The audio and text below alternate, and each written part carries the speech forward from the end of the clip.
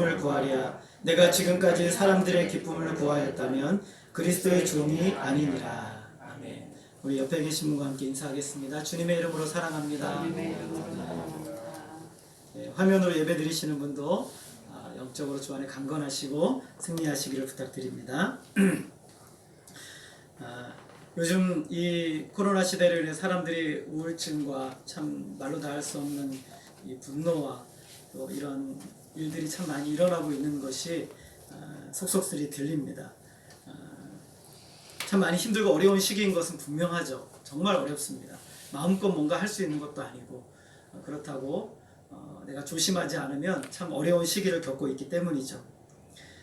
이럴 때 우리에게 참 필요한 것은 이 세상에서 뭔가 어떻게 하고 어떤 방법을 통해서 하는 것이 아니라 하나님의 말씀 안으로 더 깊이 들어가는 거예요. 그래서 하나님의 은혜 안으로 우리 아까 권사님이 기도하신 것처럼 하나님의 은혜 안에 더 깊이 우리가 잠겨들고 하나님의 은혜 안에 더 붙들리게 되어야 우리가 이 상황을 극복하고 이겨나갈 수 있는 것이죠. 오늘 이 갈라디아서는 참 어려운 서신이기도 하고 딱딱하기도 합니다. 그런데 이 갈라디아서 전체가 우리에게 주시는 메시지는 하나님의 은혜예요. 그래서 하나님의 은혜가 얼마나 참 놀랍고 영광스럽고 우리의 삶 전체에 큰 영향을 주고 뿐만 아니라 우리의 전생에 영원까지도 우리를 이끄는 능력이고 참 복되다라는 것을 이 갈라디아서 전체가 이야기를 하고 있습니다. 그래서 바울은 이 갈라디아서 전체를 통해서 굉장히 강렬한 메시지를 전하고 있지만 실상은 하나님의 그 은혜의 그 놀라우심을 전하고 있는 거예요. 그래서 이 갈라디아서는 특별히 바울이 다른 서신과 좀 다르게 썼어요. 다른 서신 같은 경우는 바울이 서신서를 쓸 때 그 성도들의 들려진 소문에 대한 감사 그런 내용을 써요. 그리고 그들을 위한 기도 이런 내용들을 대부분 모든 서신에 다 쓰고 있습니다. 심지어는 그 문제가 많은 고린도 교회를 향해서 편지를 쓸 때도 그들을 향한 감사와 그리고 기도를 빼지 않았거든요. 그런데 이 갈라디아서를 쓸 때는 감사도 없고 기도도 없어요. 그냥 바로 본론으로 뛰어 들어갑니다. 그만큼 이 갈라디아 교회가 지금 처한 상황과 그들이 행한 태도가 굉장히 위험한 것이었다라는 것을 보여주는 것이에요. 오늘 우리가 읽은 말씀 6절을 보면 우리 같이 한번 읽어볼까요? 6절 말씀 시작. 그리스도의 은혜로 너희를 부르신 이를 이같이 속히 떠나 다른 복음을 따르는 것을 내가 이상하게 여기노라. 바울이 우리가 성경을 보면 이게 얼만큼 격한 어조인지 잘 몰라요. 그러나 원문의 성경을 보게 되면 굉장히 놀라고 그리고 책망하고 또 꾸짖는 내용이 바로 이 6절의 말씀이에요. 굉장히 놀라고 꾸짖는 거예요. 쉽게 말하면 너희가 어떻게 그럴 수가 있느냐라는 것이죠. 우리가 출애굽기 말씀을 살펴봤지만 출애굽기 32장에 보면 모세가 시내산에 십계명을 받으러 올라갔을 때 아래서는 아론을 중심으로 해서 무엇을 만들었죠? 황금 송아지를 만들어서 우상 숭배를 했단 말이죠. 하나님께서 그들을 진멸하겠다고 말씀하셨지만 모세가 막았고 모세가 십계명의 두 돌판을 들고 내려오다가 우상 숭배하며 뛰노는 모습을 보고 그 십계명의 두 돌판을 던져버려 깨트립니다. 마치 이 지금 갈라디아 교회 성도들의 모습은 그와 같은 거예요. 하나님으로부터 변절하고 있는 것이죠. 메이첸이라는 유명한 학자는 그들은 복음을 변절하고 있다라고 주석을 달고 있어요. 바울이 갈라디아 교회에 복음을 전할 때 그들이 얼마나 기뻐하고 바울을 사랑했는지 몰라요. 우리가 나중에 살펴보겠지만 4장에 보게 되면 사도 바울에게는 육체에 가시가 있었어요. 시험에 들만한 것이 있었거든요. 그것이 무엇인지는 우리가 잘 모릅니다. 눈에 뭐 안질인지 아니면 육신의 질병인지 어떤 제약 조건인지 알 수가 없어요. 그런데도 이것이 사람들에겐 창피한 요소로 여겨져요. 그렇지만 이 갈라디아 교회 성도들이 사도 바울을 얼마나 사랑했던지 자기의 눈을 빼어서 바울에게 주고 싶을 정도로 바울을 사랑했어요. 그의 육체의 질병을 보니까 차라리 내가 대신 아팠으면 좋겠다라고 생각할 정도로 사도 바울과 바울이 전한 복음을 사랑하고 환영했어요. 그런데 그들이 너무나 짧은 시간에 빨리 속히 그 은혜로운 복음의 영광을 떠나서 다른 복음을 따르고 있기 때문에 사도 바울이 마음이 상하고 아프고 고통스러운 거예요. 여러분 신앙생활을 하는데 이런 일이 일어날 수 있다는 겁니다. 진리를 듣고 그렇게 좋아하고 기뻐하고 감격했는데 어느 순간 그 진리를 떠나서 속히 떠나서 진리가 아닌 다른 것에 들어갈 수 있다라는 것이죠. 그들의 모습은 경솔하고 성급하고 생각 없이 떠난 것이에요. 여기서 떠났다라는 단어는 우리가 군대에서 반란을 일으키거나 탈영을 한 사람들, 그런 군사들에게 사용되었어요. 정치나 철학에서 벗어난 사람들에 대해도 쓰여졌어요. 쉽게 말하면 이 갈라디아 성도들은요, 영적인 탈영병들이었어요. 영적인 탈영병들. 그래서 군대에서 탈영을 하게 되면 어떤 일이 일어납니까, 여러분? 군대를 안 갔다 오신 분들도 탈영을 하게 되면 큰일 나거든요. 뭐 군기교육대를 가거나 아니면은 큰 어떤 징계를 받거나 뭐 이렇게 되는 거예요. 그런데 특별히 이 어디죠? 로마에서는 탈영을 하면 즉결 처분이에요. 사형입니다. 사형이에요. 그 정도로 엄격한 것이죠. 그런데 지금 이 갈라디아 교회 성도들이 영적 탈영을 했어요. 굉장히 위험한 것이죠. 오늘 말씀해 보면 진행형이에요. 너희들이 영적으로 탈영하고 있구나. 계속해서 탈영하고 있구나. 이렇게 얘기를 하는 겁니다. 오늘 이들이 떠나서 다른 복음으로 넘어갔어요. 그런데 오늘 이 말씀이 다른 복음이 있다라고 말하는 것이 절대로 아니에요. 다른 복음은 없어요. 시대를 초월해서 복음을 전했던 사도들이 전했던 복음이나 지금 우리의 믿음의 선배들이 바르게 전했던 복음이나 지금 우리가 듣고 전하는 복음은 똑같아요. 절대로 다르지 않습니다. 하나의 복음만 있는 거예요.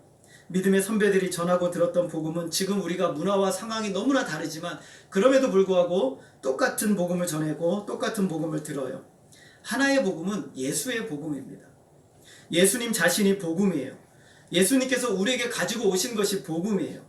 그것을 조금만 더 풀어보면 예수님의 공로로 우리에게 주어진 의, 예수님의 대속의 십자가로 우리에게 주어진 죄사함, 이것이 바로 복음이에요. 은혜의 복음이죠. 복음은 예수 그리스도를 통해 우리에게 밝히 보여주신 하나님의 은혜입니다.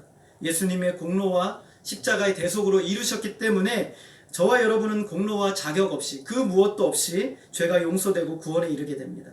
이것이 복음의 핵심이에요. 그런데 거짓 선생들이 어떻게 가르쳤냐면 너희들이 먼저 할례를 받아야 예수를 믿고 구원을 얻을 수 있다. 너희들이 예수를 믿어도 율법을 지켜야 완전한 구원에 이를 수 있다. 이렇게 거짓 선생들이 가르친 거예요. 이것이 얼마나 심각한 문제인지 우리는 알아야 됩니다. 바울이 그들의 믿음의 소문에 대한 감사와 기도를 빼고서라도 바로 당장에 그들에게 전해야 할 정도로 그것은 매우 소중하고 중요한 진리였어요.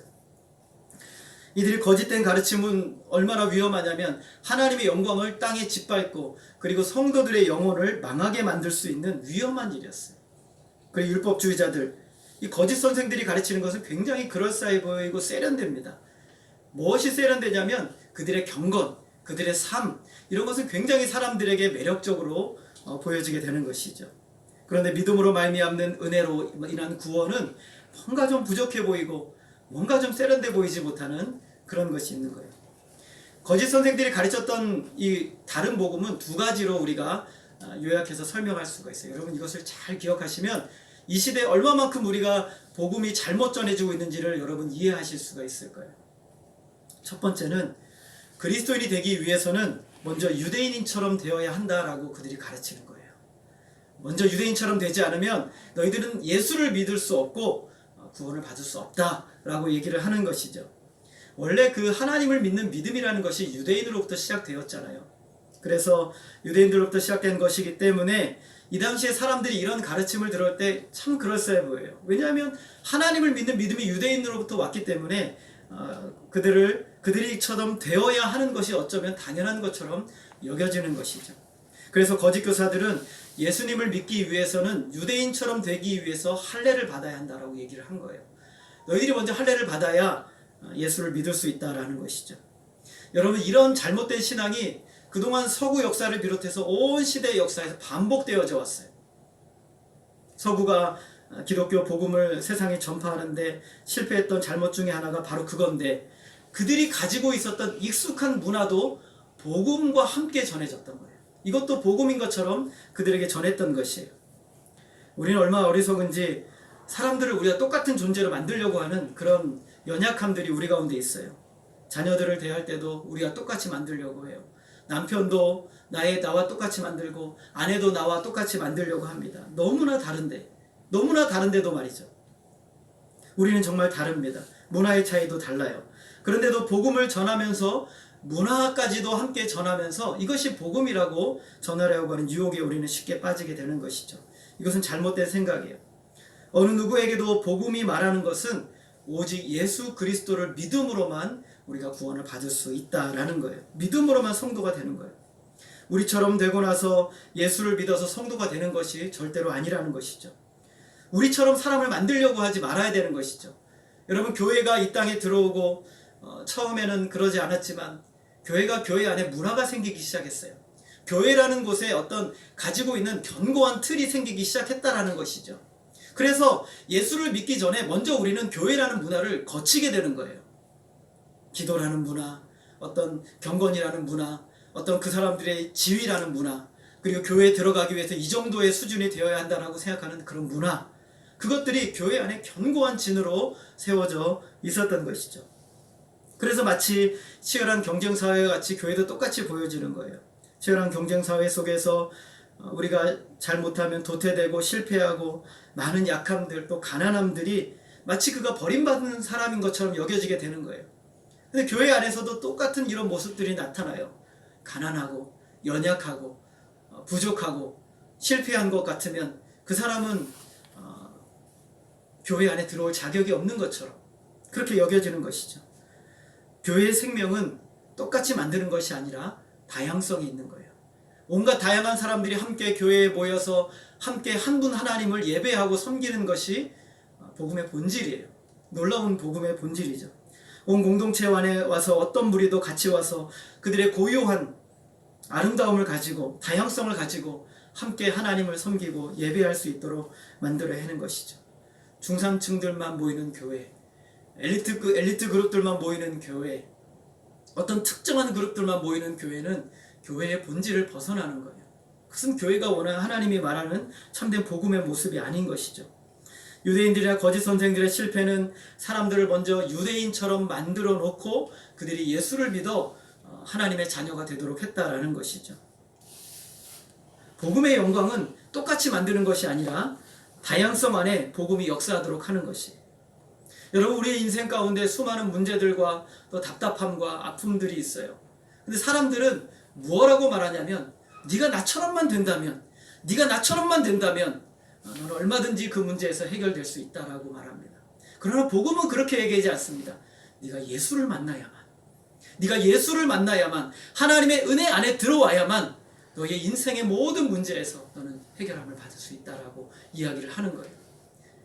그래서 유대인들이 거짓 선생들이 가르치던 첫 번째 잘못된 가르침은 네가 나와 같이 되어야만 모든 문제가 해결이 된다라고 말했다는 것이, 이것이 잘못이죠. 한국 교회 안에 그리고 오고 오는 모든 역사 안에 이런 실수들이 끊임없이 반복되어졌습니다. 그런데 이보다 더 치명적이고 더 위험한 문제는 두 번째 있어요. 두 번째는 복음 위에 무언가를 더함으로 구원을 완성하겠다는 거예요. 복음 위에 무언가를 더해서 복음이 구원이 완성된다라고 하는 다른 복음, 잘못된 복음을 가르쳤다는 것이죠.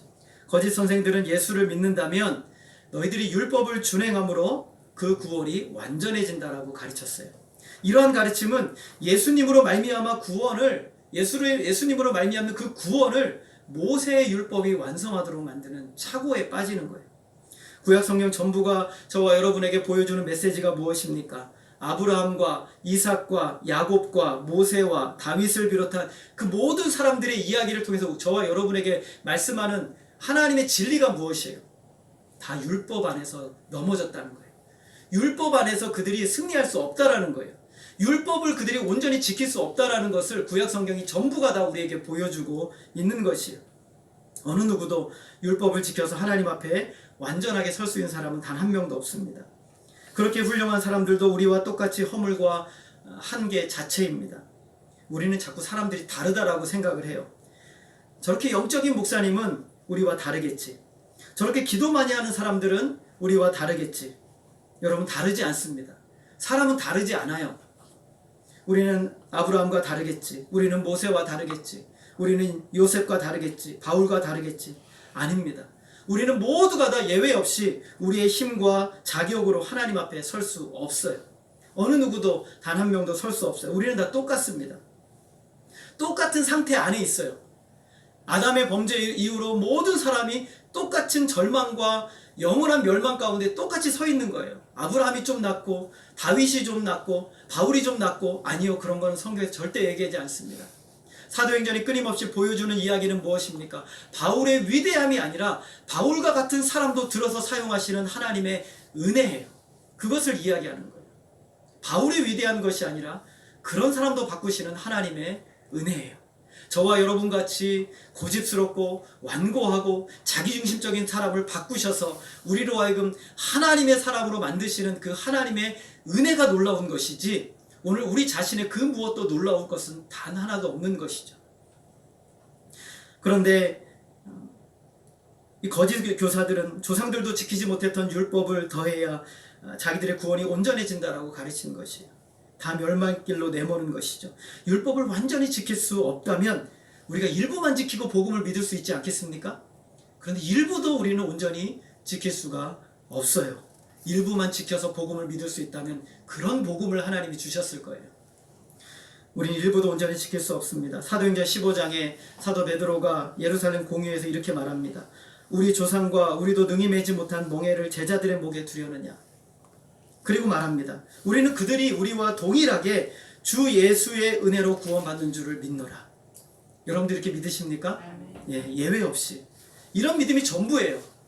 이런 믿음으로 충분합니다. 많은 사람들이 요즘 성도가 삶이 안 따른다고 비난합니다. 특히 요즘은 더 그렇죠. 그래서 스스로 선한 삶을 산다고 생각하는 사람들이, 일부 그리스도인들이 이렇게 말해요. 믿음으로만 아니라 우리의 선행이 더해져야 진짜 구원이지 라고 이야기를 합니다. 여러분, 죄송하지만 그것은 100% 진리가 아닙니다. 사람은 선행으로 구원받는 것이 아니에요. 그것을 뒤집어야 맞아요. 하나님의 은혜로 구원받은 자만이 진정한 선을 행할 수 있는 거예요. 하나님의 은혜로 구원을 경험한 진짜 참 신도만이 진짜 선행을 할 수가 있는 것이에요.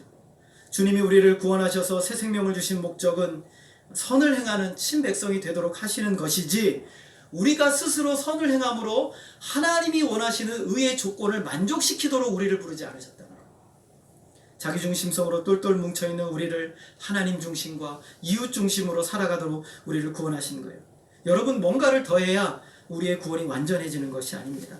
내가 어떤 경지에 이르러야 구원이 확실해지는 것이 아니에요. 어떤 신비로운 체험을 해야 여러분의 구원이 확실하게 보증받는 것이 아닙니다. 어떤 영적인 사람처럼 되어야 구원을 받는 것도 아니에요.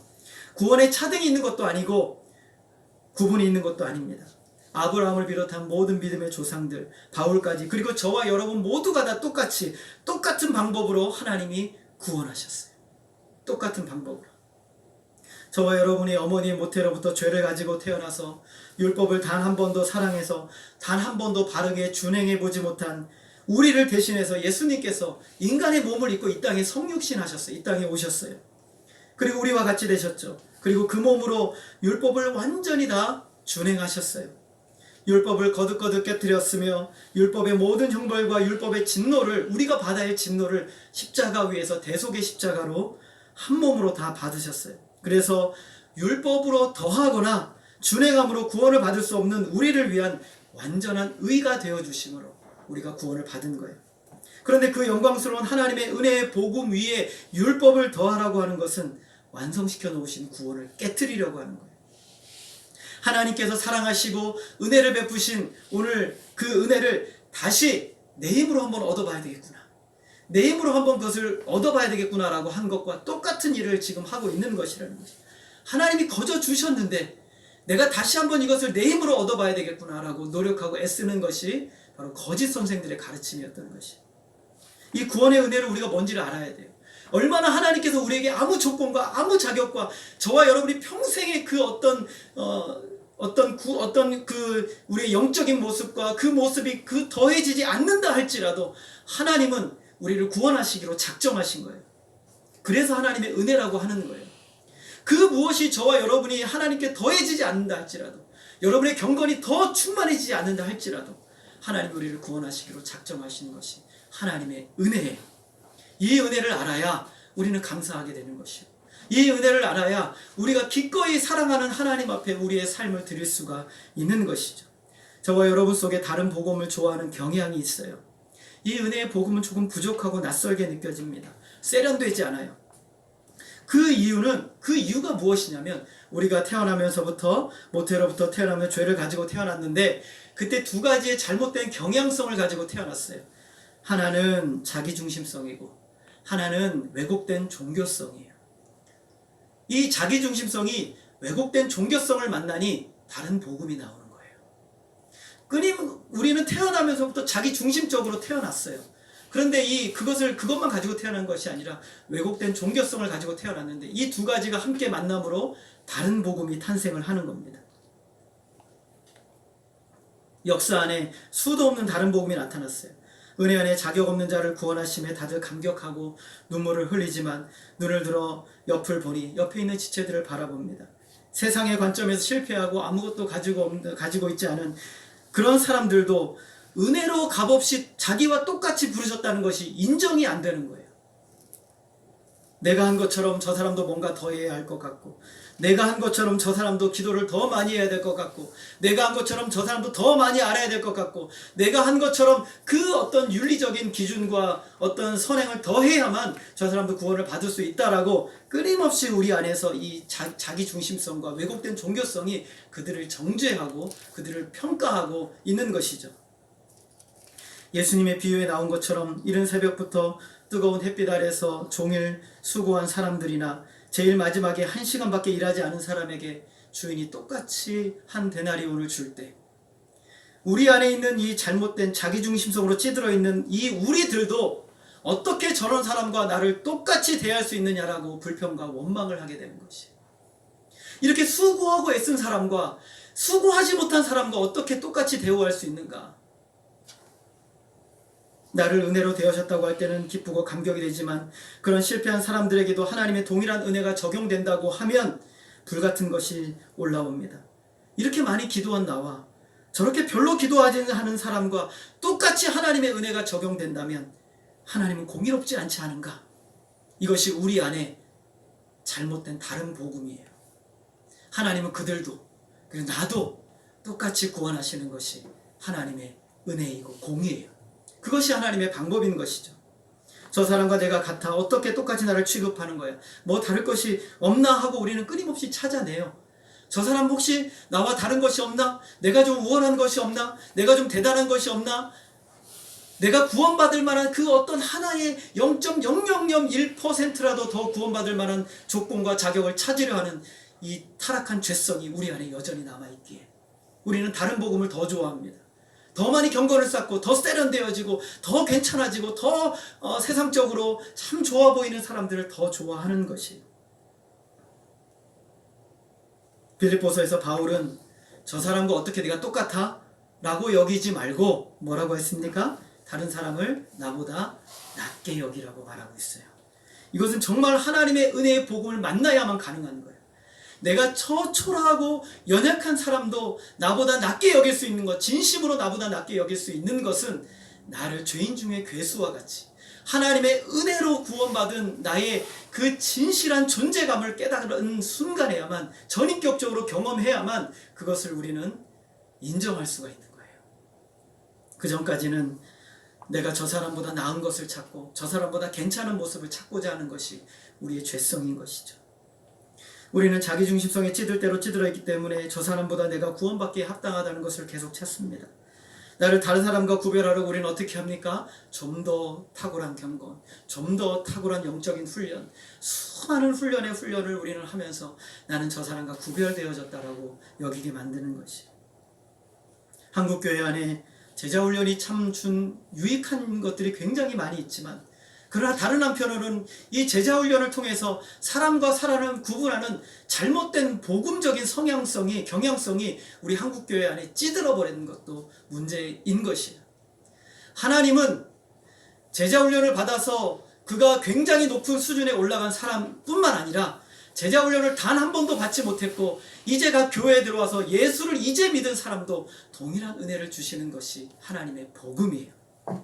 그러므로 이 하나님의 은혜의 복음을 모르면 자꾸 내 수준을 더 높여서 다른 사람과 나를 비교하고 나를 다르게 만들려고 하는 잘못된 다른 복음을 생각하는 거예요. 영적으로 기도 많이 하고 영적으로 굉장히 탁월해 보이는 목사님은 그가 팥으로 매주를 씁니까? 팥으로 매주를 쓴다고 해도 믿어요. 다 받아들입니다. 그가 범죄를 해도, 그가 죄를 저질러도 저 사람은 영적인 분이기 때문에, 그가 잘못을 범해도 저 사람은 영적인 분이기 때문에, 그가 온갖 물질적인 잘못을 범해도 저 사람은 영적인 사람이기 때문에 괜찮아. 이것이 다른 복음입니다. 이것이 다른 복음이에요. 복음은 저 시골에서 조용히 목회하는 정말 초라한 목사님도, 말씀을 붙들고 정말 몸부림치면서 진리만을 가르치려고 애쓰는 목사님도, 또 기도 많이 하고 또 하나님 영적인라고 생각되는 그 목사님도 하나님이 동일하게 대우하시는 것, 그것이 바로 복음이에요. 하나님의 은혜죠. 다른 복음은 죄악된 인간의 이 요구를, 마음을 만족시켜줘요. 그래서 세련되어 보이고 좋아 보이고 정말 아름다워 보이게 만들어주는 것이죠. 얼마나 많은 사람들이 그런 어리석은 길을 가는지 모릅니다. 이처럼 유대인들의 경건의 모습은 세련되고 좋아 보입니다. 반면에 은혜로 값없이 구원을 받는, 아직도 행실이 바르지 않은 사람들이 교회 안에 이렇게 많이 있는 모습을 보고 참 형편없고 참 가치없고 참 롯데기 시장 같다라고 여기는 그런 모습이 있습니다. 예수를 전하니 지루하고 따분하고, 또 예수님 이야기인가, 또 십자가 이야기인가 라고 이야기합니다. 우리에게 경건에 이르게 하는 방법을 알려달라. 우리는 영적으로 좀 탁월한 그런 원리를 알려달라. 우리가 어떻게 하면 좀 더 세련된 신앙인으로 자라갈 수 있는지 좀 알려달라. 그 원리를 알려달라고 말합니다. 여러분, 사랑하는 성도님들, 제가 분명히 얘기하지만 예수 그리스도의 대속의 십자가만이 완전한 하나님의 은혜의 복음입니다. 완전한 하나님의 유일한 구원의 길이에요. 예수 그리스도만으로 충분해요. 예수 그리스도만으로 완전해요. 우리가 그 은혜를 더 깊이 누리지 못하기 때문에 자꾸 다른 것을 우리가 얻으려고 하고 추구하려는 거예요. 사람들은 불교와 카톨릭에서 기독교와 다른 안식을 얻는다고 합니다. 정말 그래 보여요. 개신교는 아까 말했던 것처럼 시장바닥 같고 삶이 꼴불견이고 시끄럽다고 말합니다. 그래서 카톨릭과 불교로 요번에도 많이 넘어갔대요. 많이들 넘어갔다고 합니다. 사찰 체험을 하고 종교적인 훈련을 합니다. 우리의 자기중심성과 왜곡된 종교성을 만족시킬 때 사람은 굉장히 감동합니다. 저와 여러분의 자기중심성과 왜곡된 종교성이 만족되어질 때 사람들은 감동하고 그것이 하나님의 은혜라고 착각하게 만드는 거예요. 은혜 받았다고. 은혜의 복음은 단 한 번에 사람을 바꾸지 않습니다. 어떻게 보면 매우 더디게 바뀝니다. 저와 여러분의 이런 우리의 모습 때문에 스스로 많이 절망하지 않습니까? 우리의 신앙의 내용과 외부로 드러나는 삶이 일치한다라고 참 말하기가 부끄럽고 참 말하기가 어렵습니다. 그것이 바로 저와 여러분이에요. 그런데 참된 신자들 안에서 일어나는 동일한 하나의 이 원리가 있어요.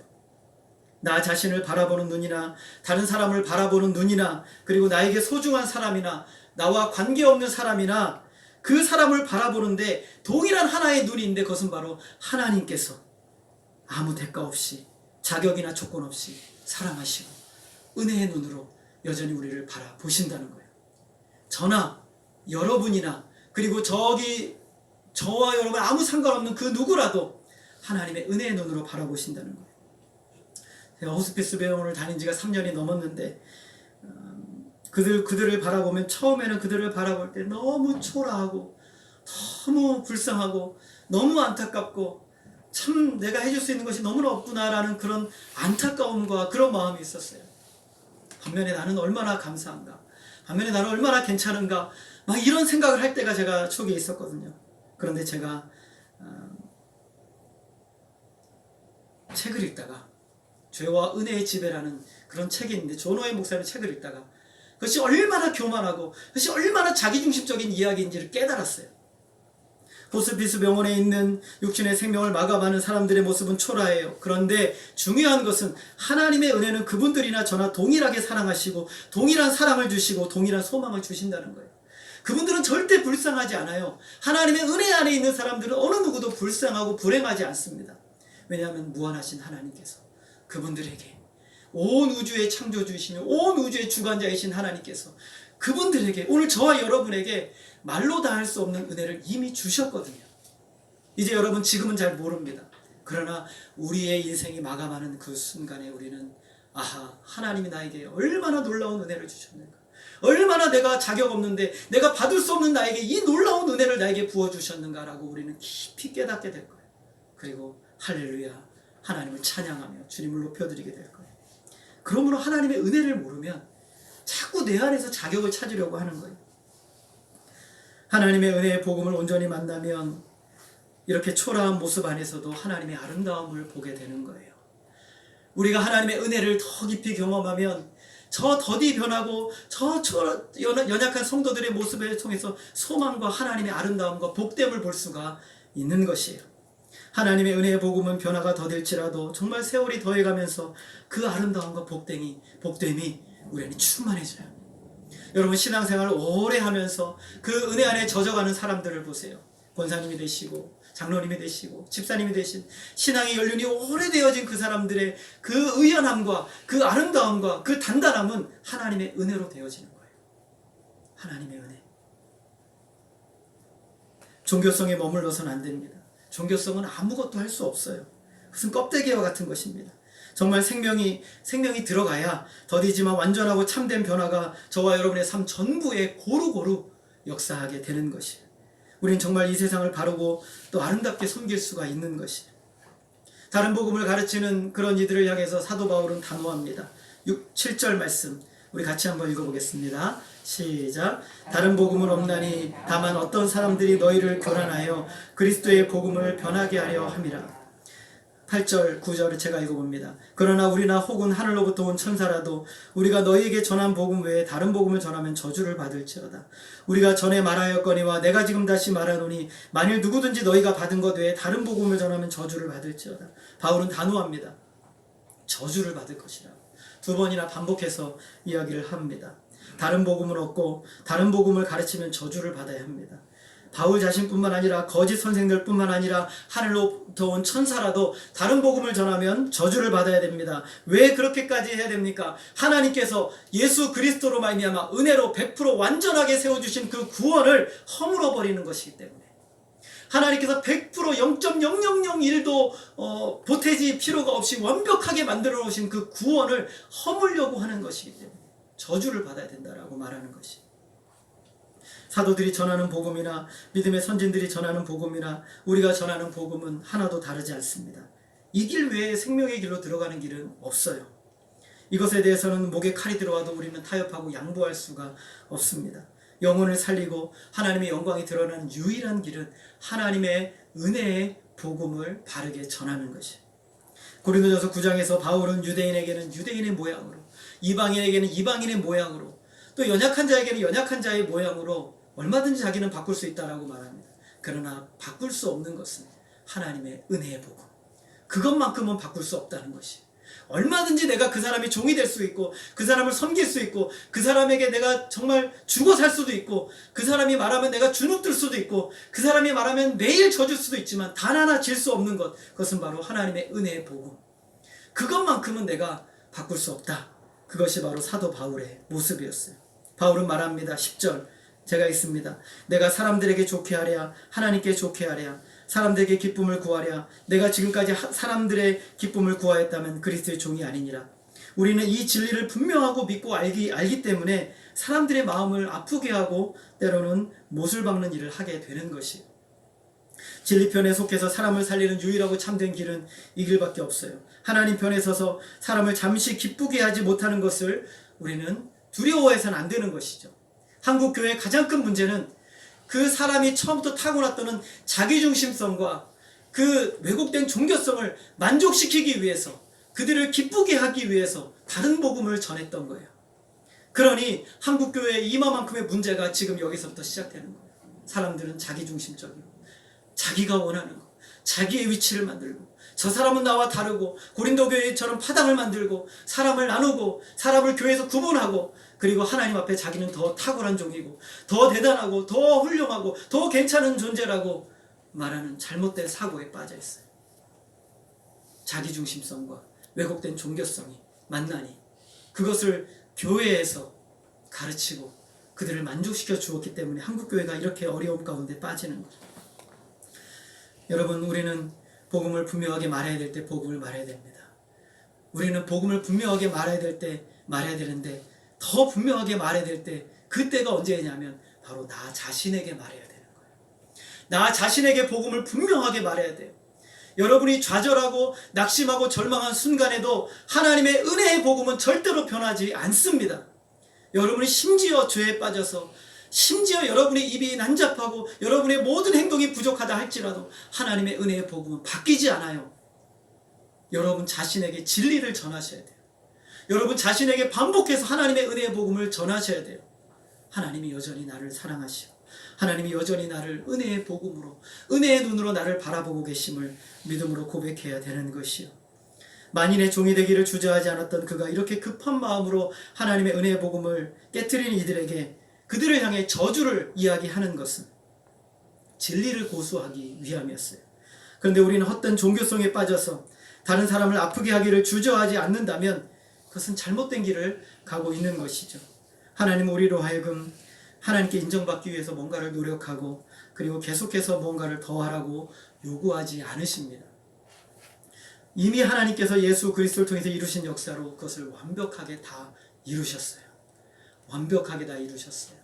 하나님의 의의 옷을 저와 여러분에게 입혀주셨고 하나님의 예수 그리스도의 대속으로 말미암아 우리를 완전히 죄사함하셔서 죄 없다 하셨어요. 과거와 현재와 미래의 모든 죄를 다 용서하셨어요. 그리고 이제 우리를 바라보실 때 예수 그리스도를 바라보시는 눈으로 우리를 바라보시는 거예요. 저와 여러분의 존재 자체가 그러하다는 것이죠. 하나님 우리로 하여금 그래서 더 노력해라, 더 애써라, 나에게 인정받기 위해 애써라 라고 말하지 않아요. 오히려 뭐라고 말씀하십니까?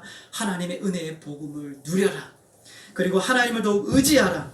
하나님의 은혜 안에 있는 풍성한 것들을 계속해서 바라보고 묵상하고 그 은혜 안에서 살아라 라고 우리에게 요청하고 있는 거예요. 더 하나님의 은혜 안에서. 참된 섬김과 순종은 바로 거기에서부터 시작되는 거예요.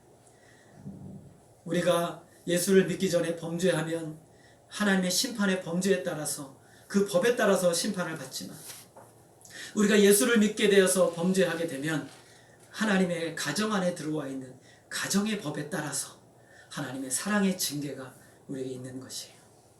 우리는 완전히 예수 믿기 전과 예수 믿은 후에 우리의 삶 존재와 존재 자체가 바뀌어진 존재예요. 이것을 우리가 알아야 여러분 낙심하지 않고 절망하지 않고 살아갈 수가 있는 것이에요. 우리가 지금 코로나 바이러스로 인해서 모든 것이 묶였고 참 외롭고 우울하고 답답하고 이런 상황 가운데 있지만 여러분 눈을 들어 하나님을 바라보세요. 온 우주 만물을 창조하시고 다스리시는 하나님께서 지금 이 땅도 섭리하시고 저와 여러분을 붙들고 계시는 거예요. 저와 여러분을 은혜로 붙들고 계시기에 우리의 생명이 여전히 존재하고 있는 것이에요. 우리의 호흡이 끊어지지 않고 있는 것이에요. 그리고 우리로 하여금 영원한 생명을 주시기 위해서 오늘 저와 여러분을 부르시는 거예요. 하나님의 은혜의 복음을 더 충만히 경험하고 누릴 때 우리는 이 세상이 줄 수 없는 진짜 평안, 가짜 평안이 아니라 진짜 평안을 누릴 수가 있는 것이에요. 그래서 저와 여러분 매일매일 저와 여러분의 초라한 그 경건을 의지하지 말고 내가 몇 번 기도했고 내가 몇 번 영적인 싸움을 싸웠고 내가 몇 번 무엇을 했고가 아니라 더 하나님의 은혜를 붙드시고 더 하나님을 의지하시고 수도 없이 무너진 나의 감정을 의지하지 말고 수도 없이 빼앗기는 나의 삶의 그 경건을 의지하지 말고 하나님의 완전한 은혜를 사모하시고 그 은혜 안에 붙들리시기를 부탁드립니다. 복음은 우리가 하나님을 기쁘시게 하기 위해서 무엇을 해야 한다라고 말하지 않아요. 더 하나님을 의지하고 더 하나님 안에 거하라고 말합니다. 오늘 저와 여러분 자신의 저와 여러분의 초라한 경건을 복음이라고 생각하지 마세요. 그것은 아무것도 아닙니다. 우리가 더 의지해야 될 것은 하나님의 은혜 안에 거하는 것이에요. 진리가 말하는 대로 여러분 진리로 여러분에게 말씀하세요. 진리가 인도하는 대로 여러분을 이끌어 가도록 하세요. 진리가 여러분들의 선포하는 대로 그 선포를 100% 믿으시고 신뢰하시고 나아가시기를 부탁드립니다. 그것이 바로 하나님의 은혜에 지배받는 비결이에요. 여러분 이제 우리가 한 주의 삶으로 들어갑니다. 또 세상이 어떻게 바뀔지 몰라요. 여러분 자신의 마음이 어떻게 무너질지 몰라요. 그러나 여러분의 마음의 근간을 세상에 두지 마시고 변하지 않는 하나님께 두시기를 부탁드립니다. 그럴 때 하나님께서 우리의 은혜의 지배가 저와 여러분 안에 더욱 충만히 역사할 것이다. 확신할 수 있는 것이에요. 여러분 이 믿음을 가지고 한 주도 승리하시고 더 하나님의 은혜를 사모하시며 나아가시는 저와 여러분 되어지길 주님의 이름으로 소원합니다. 기도하겠습니다. 하나님 아버지, 얼마나 우리 안에 가짜 복음이 많이 있었는지, 우리처럼 되어야 예수를 믿을 수 있고 예수를 믿어도 뭔가를 더해야 진짜 구원을 받을 수 있다라고 얼마나 거짓된 복음들이 외부에서 들려졌고 나 자신이 말을 하였는지요. 하나님께서 예수 그리스도를 통해서 완벽하게 단 어떤 것도 단 0.001도 필요 없이 완벽하게 이루신 그 구원의 은혜를 우리가 더 깊이 묵상하고 더 깊이 생각하게 하여 주시고 오늘 나의 삶에 실제적으로 그 은혜의 복음이 역사하는 은혜가 있게 하여 주시옵소서. 그래서 하나님 우리가 이 세상에서 나로 말미암은 그 어떤 것도 의지하지 아니하고 오직 하나님으로부터 주어지는 그 은혜의 복음, 진리의 복음, 생명의 복음이 오늘 우리 안에 더욱 충만히 역사할 수 있도록 인도하여 주시옵소서. 하나님만을 바라보며 믿음의 길을 가며 영적으로 낙심하고 절망하고 감정적으로 무너지는 오늘 우리가 영광의 하나님을 더욱 의지함으로 그 하나님 안에 나의 감정과 삶과 모든 것을 기반을 두게 하여 주시옵소서. 하나님께서 붙들어 주시고 역사하여 주시고 함께하여 주시기를 간절히 원하오며 예수 그리스도의 이름으로 기도하였습니다. 아멘. 우리 찬송가 251장입니다.